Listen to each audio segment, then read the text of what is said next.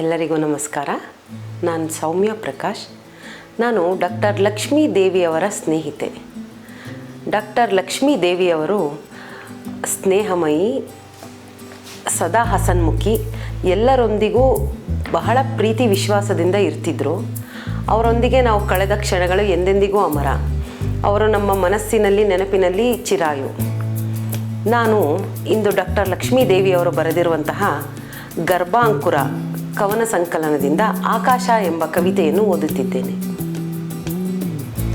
ದಯಾಮಯವಾದ ಆಕಾಶ, ನಿನಗೆಷ್ಟು ಕರುಣೆ, ನಿನ್ನ ಸ್ಪರ್ಶ, ತೇಜ, ಶಬ್ದದಿಂದ ಹೇಗೆ ಕರೆದುಕೊಂಡು ಸಮಸ್ತವನ್ನು ಪೃಥ್ವಿಯೊಡಲ ವಿಸ್ತಾರಕ್ಕೂ ನಿನ್ನ ತನುವ ವಿಸ್ತರಿಸಿ ಬಯಲಲ್ಲಿ ಬಯಲಾಗಿ ನಿಸ್ಸೀಮನಾಗಿ ನಿನ್ನ ತೇಜೋಮಯವಾದ ನಿರಂತರತೆಯಿಂದ ನಿರಾಡಂಬರ ನಿರಾಕಾರ ಮೂರ್ತಿಯಾಗಿ ನಿರಾಮಯನೇ ನೀನಾಗಿ ಎಲ್ಲವನ್ನೂ ನಿನ್ನೊಳಗಣ ಏಕಶೋಕವಾಗಿಸಿ ಮಹತ್ತು ಬೃಹತ್ತುಗಳ ಆಸೆಯನ್ನು ಸರ್ವವನ್ನೂ ಪ್ರತಿಫಲಿಸುವ ನಿನದದೆಷ್ಟು ಮಹಿಮೆ.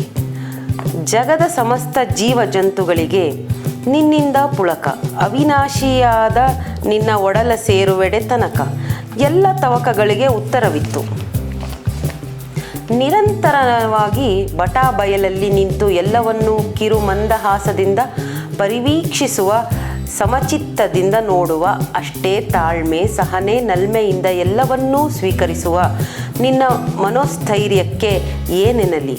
ಬಲಿಷ್ಠ ಭುಜಗಳ, ಕದಂಬ ಬಾಹುಗಳ ಎಲ್ಲೆಗಳಲ್ಲಿ ವಿಸ್ತರಿಸಿ ಬಾಚಿ ಎಲ್ಲವನ್ನೂ ತಬ್ಬಿ ನದರಗಳಿಂದ ಎಲ್ಲರ ದುಃಖವನ್ನೊರೆಸಿ ನೊರೆ ಹಾಲ ಸವಿಸುದೆಗೆ ಮತ್ತಷ್ಟು ಜೇನ ಬೆರೆಸಿ ಜನ್ಮ ಕೃತಾರ್ಥನಾಗಿಸುವ ನಿನ್ನ ಜನ್ಮದ ಗುಟ್ಟೇನು. ಕಾಣದ ತೀರದಲ್ಲಿ ಕಾಡುವುದೆಷ್ಟೋ ತವಕಗಳಿಗೆ ಉತ್ತರವೇ ನೀನಾಗಿ ಇರುವಾಗ ಪ್ರೇಮ ಮಹಾಪೂರವ ಬಯಸೋ ನಿನ್ನ ಮಹಾದಾಳದ ಗುರಿಯೇನು. ನೀನಾರೆಂಬ ಪ್ರಶ್ನೆಗೆ ಮಾರುತ್ತರವೇ ನೀನೇನು. ಧನ್ಯವಾದಗಳು.